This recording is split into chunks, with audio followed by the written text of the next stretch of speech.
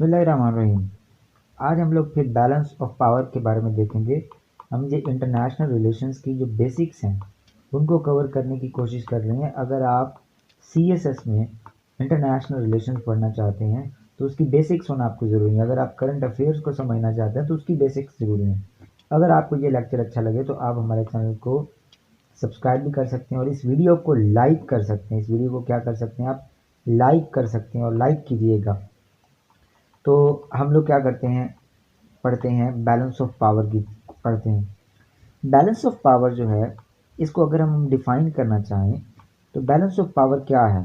Balance of power ये है कि किसी इंटरनेशनल सिस्टम में पावर का बैलेंस, यानी पावर का इम्बैलेंस ना हो, किसी एक तरफ पावर का झुकाव ना हो। तो जो पावर है वो क्या है, सबसे पहले हम ये देखते हैं। Power is the ability of an actor A, एक एक्टर ए की एबिलिटी टू फोर्स, कि वो किसी को फोर्स करे, किसी एक्टर बी को फॉर एग्जांपल फोर्स करे कि वो कुछ करे अगेंस्ट हिज विल, अपनी विल के अगेंस्ट कुछ करे। फॉर एग्जांपल कोई आदमी या कोई स्टेट कुछ नहीं करना चाहती तो ए स्टेट के पास वो पावर है, वो उससे करवाती है फोर्सफुली, तो ये उसकी पावर होती है। ठीक है जी। For example United States of America के पास इकोनॉमिक पावर है कि वो सैंक्शन लगाता है। उसके पास फाइनेंशियल जो इंस्टीट्यूशन है उसका कंट्रोल है, जो वर्ल्ड को रूल करते हैं। तो उसकी ये पावर है कि वो किसी दूसरी स्टेट को सैंक्शंस का डर करवा के कुछ ना कुछ करवा ले। इसको क्या कहते हैं, पावर। अब बैलेंस ऑफ पावर ये है कि पावर का बैलेंस उस तरह से हो कि दो वॉरिंग पार्टीज, दो झगड़ालू पार्टीज के दरमियान इस बात को प्रिवेंट किया जाए, इस बात को रोका जाए कि एक पार्टी जो है वो डोमिनेट कर जाए। इसको कहते हैं बैलेंस ऑफ पावर।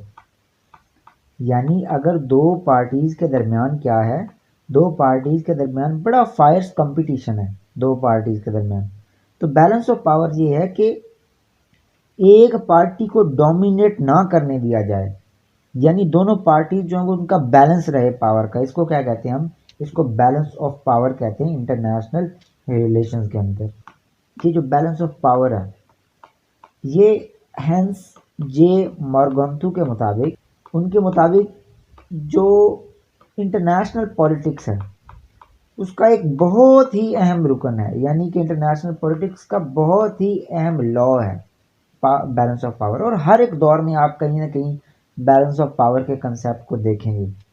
तो बैलेंस ऑफ पावर का जो कंसेप्ट है इसकी दो टाइप्स हैं बेसिकली। एक हो सकता है, ये लोकल भी हो सकता है, किसी एक छोटे से रीजन या दो स्टेट्स के दरमियान, टू स्टेट्स के दरमियान बैलेंस ऑफ पावर चल रहा है, वो अपनी पावर को बैलेंस करने की कोशिश कर रही हैं।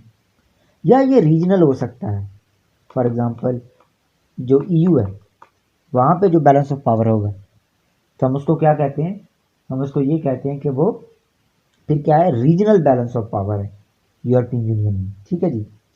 ये बैलेंस ऑफ पावर की दो और भी एग्जाम है। या तो ये कम्प्लेक्स हो सकता है, जैसे पाकिस्तान और इंडिया के दरमियान है, पाकिस्तान और इंडिया के दरमियान है कि दोनों स्टेट्स जो हैं वो एक दूसरे से बढ़तरी हासिल करना चाहती हैं। या फ्लैक्सिबल हो सकता है कि बराबरी चाहती हैं दो पार्टीज, अपने दरमियान पावर की बराबरी के लिए बार बार बैलेंस ऑफ पावर करने की कोशिश करती हैं। जैसे कोल्ड वॉर के दौरान हमने देखा कि USA और सोवियत यूनियन USSR ये आपस में ये जो थे वो फ्लेक्सिबल बैलेंस ऑफ पावर करते रहे। ठीक है जी। तो इंटरनेशनल पॉलिटिक्स में हैंस जे मॉर्गन्थु के मुताबिक ये जो लॉ है बैलेंस ऑफ पावर का, जो लॉ है ये बहुत ज़्यादा अहम है। इसकी दो एग्जाम है, एक ये लोकल हो सकती है या ये रीजनल हो सकता है। और लोकल के एग्जांपल के दो स्टेट्स हों सिंपली और वो आपस में बैलेंस ऑफ पावर करें। रीजनल में पूरा का पूरा रीजन बैलेंस ऑफ पावर करे, यानी मैन्यूवरिंग हो वहाँ पे। एक कम्प्लेक्स टाइप भी होती है और एक फ्लेक्सिबल टाइप भी होती है। फ्लेक्सिबल टाइप ये है कि दो पार्टीज जो हैं वो बराबरी चाहती हैं कि दूसरा मुझसे आगे ना बढ़ जाए। और कम्प्लेक्स में ऐसा होता है कि जो वॉरिंग पार्टीज या मिलिटेंट पार्टीज हैं जैसे पाकिस्तान और इंडिया, वो एक दूसरे से सबकत चाहती हैं। ठीक है जी। अब हम आगे चलेंगे, आगे इसी बैलेंस ऑफ पावर के कंसेप्ट को देखेंगे। बैलेंस ऑफ पावर का कंसेप्ट ये है, मैं आपको एक शक्ल बना के दिखाता हूँ कि ये एक स्टेट A है, उसके बाद ये एक स्टेट B है। ठीक है जी। ये एक स्टेट सी है, ठीक है जी, और एक स्टेट क्या है, ये डी है। अब होगा ये कि ये स्टेट पावरफुल हो रही है, ठीक है जी, और इन सारे एक्टर्स को थ्रेटन करने की कोशिश कर रही है। इसकी पावर बढ़ रही है, इसकी इकोनॉमिक पावर भी आप हो रही है, इसकी पॉलिटिकल पावर भी ज़्यादा हो रही है, ठीक है जी, इसकी मिलिट्री पावर भी ज़्यादा हो रही है, ठीक है जी। तो होगा ये कि ये सारी स्टेट्स आपस में अलायंस बना लेंगी। ये क्या करेंगी, आपस में बनाएंगी अलायंस, और ये अलायंस जो है वो क्या करेगा, इनके दरमियान एक बैलेंस को क्रिएट कर देगा, ठीक है जी। यानी ये सारी एक तरफ हो जाएंगी। इसको कहते हैं हम बैलेंस ऑफ पावर, के एक स्टेट को डोमिनेट करने से रोकना। तो हम लोग देखते हैं कि जो ए स्टेट है ये बहुत पावरफुल है, तो बी स्टेट जो उसकी दुश्मन है वो लेस पावरफुल होगी। तो सिस्टम जो है उसमें इम्बैलेंस ऑफ पावर हो गया। क्या हो गया, इम्बैलेंस ऑफ पावर हो गया। और इम्बैलेंस ऑफ पावर जो थिंकर्स हैं वो ये कहते हैं कि वो वॉर लेके आता है। इसका एक सिनेरियो आपको देखने की हम कोशिश करेंगे कि यूरोपियन कंट्रीज़ में नेपोलियन जो था, यानी फ्रांस जो है, वो बहुत ज़्यादा पावरफुल हो गया।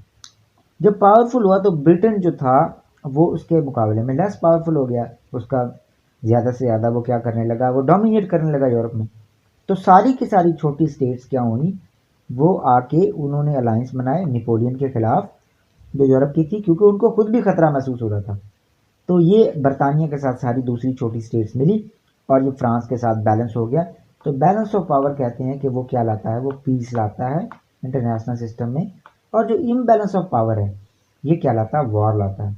ये फ्लेक्सिबल होता है, यानी बैलेंस और इम्बैलेंस चलता ही रहता है।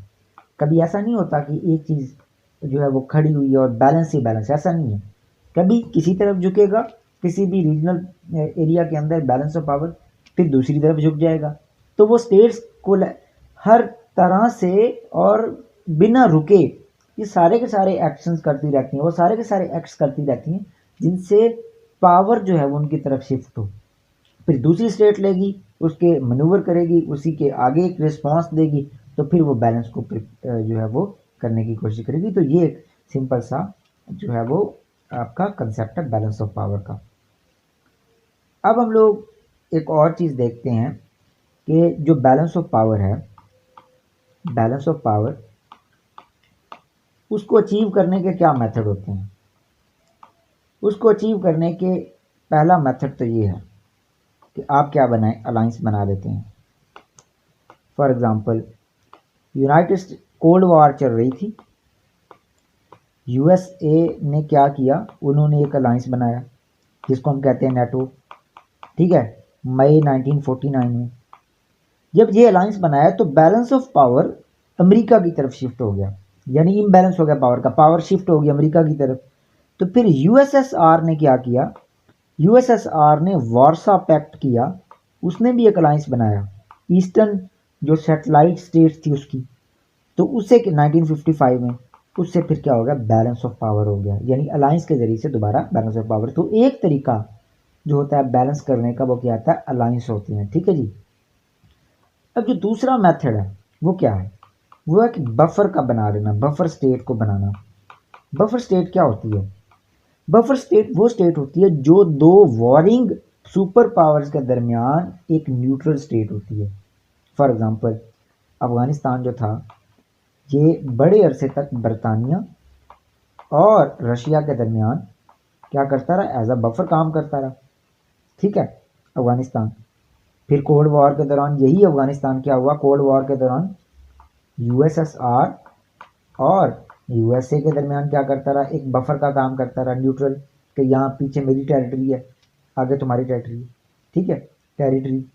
तो ये दूसरा तरीका क्या है स्टेट्स का, वो बफर स्टेट बनाना जो है वो उनका एक तरीका। तीसरी चीज़ क्या है, तीसरी ये है कि आर्मामेंट करना, कि एक स्टेट ने कोई वेपन खरीदा, वो उसके तोड़ करने वाला वेपन खरीद लेगी, यानी इम्बैलेंस ऑफ पावर हुआ।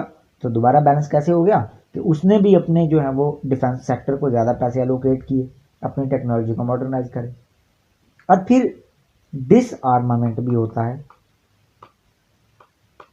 कि यार इम्बैलेंस हो रहा है तो हम बैलेंस कर लेते हैं, कैसे, हम एनपीटी कर लेते हैं। ये एनपीटी क्या होता है, 1968 में हुआ था। इसका मतलब ये है कि P5 के अलावा कोई कंट्री भी न्यूक्लियर वेपन नहीं रख सकता। CTBT, ठीक है, कि कोई भी बंदा न्यूक्लियर वेपन को टेस्ट नहीं करेगा। तो आर्मामेंट और डिसआर्मामेंट, इनके ज़रिए से भी क्या किया जा सकता है, बैलेंस ऑफ पावर को अचीव किया जा सकता है। अब इसके ऊपर क्रिटिसिज्म भी है, तो हम ये क्रिटिसिज्म देखते हैं बैलेंस ऑफ पावर पे। क्रिटिसिज्म इस पे ये है जनाब कि पहली तो बात है कि पावर जो है ये एक क्वांटिफाइएबल क्वांटिटी नहीं है। मतलब इसको हम क्वांटिफाई नहीं कर सकते। कभी आपने देखा कि इतने किलो पावर एक साइड पे हो, दूसरे साइड पे इतने किलो पावर है, तो क्या हो गया जनाब, बैलेंस ऑफ पावर हो गया। ऐसा नहीं होता। स्टेट्स की जो पावर है ना वो शिफ्ट होती रहती है। वो बिजली की तरह नहीं होती कि आपको पता हो कि इतनी जनरेट हो रही है, क्योंकि स्टेट्स नए बंदे रिक्रूट करती रहती हैं, स्टेट्स नई टेक्नोलॉजी लाती रहती है, तो उनकी परपैचुअली पावर जो होती है वो अप डाउन होती रहती है। तो उसको क्वांटिफाई करना ही नामुमकिन है। उसको आप मुमकिन ही नहीं है कि आप किसी स्टेट की पावर को एक्चुअल में क्या कर सकें, क्वांटिफाई कर सकें।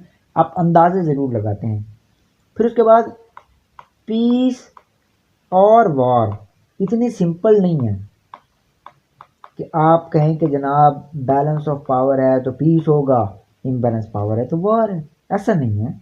ये बड़ा कम्प्लेक्स फिनोमिना है।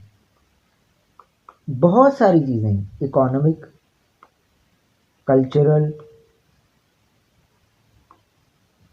आपके आइडियाज़, आपका जो सोशल सिस्टम है, इन सब चीज़ों पे भी जो है वो डिपेंड करती है आपकी वॉर इस पे भी डिपेंड करती है। रिसोर्सेज के लिए फ़ाइट करना, इन सारी चीज़ों पे भी वॉर डिपेंड करती है।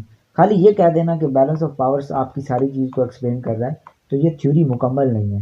ये थ्योरी एक चीज़ जो दिखाती है, आप ये तो कह सकते हैं कि balance of power, imbalance of power एक फैक्टर है पीस और वॉर का, लेकिन आप ये नहीं कह सकते कि इसी पे ही सारा कुछ डिपेंड करता है।